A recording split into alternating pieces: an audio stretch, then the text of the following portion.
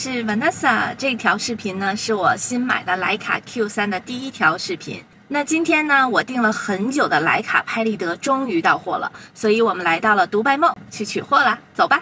这个是新到货的徕卡 Soul For 2，一共呢有3个颜色，红色、白色和黑色。那今天呢，我买了2个颜色，白色和黑色。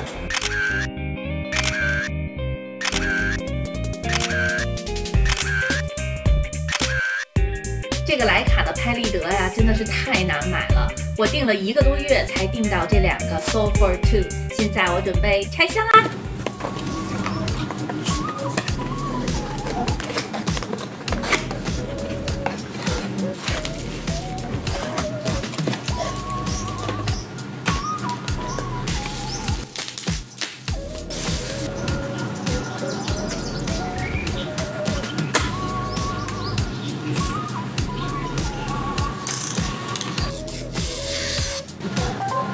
开机以后呢，这里可以选择不同的语言。那我现在选择简体中文。白色和黑色都已经拆箱拆开来了。我特别喜欢这个白色，因为这个白色呢，它会显得你这个 logo 非常的明显。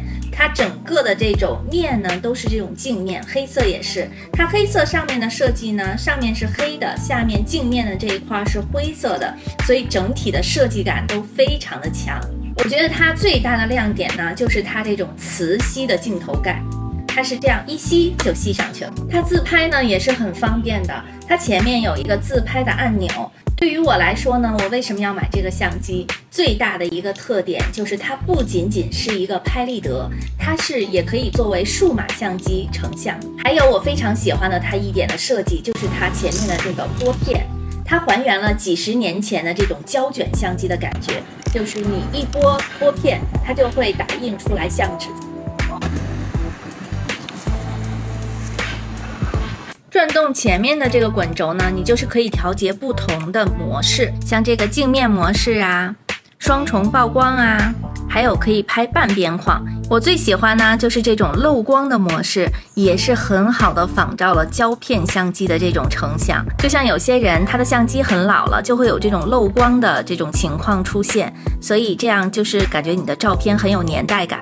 这个滚轴呢，你就是可以调节不同的滤镜。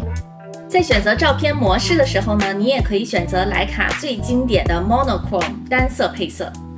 整体来说呢，1500迪拉姆就可以买到一款数码和拍立得结合的相机，真的是很值的。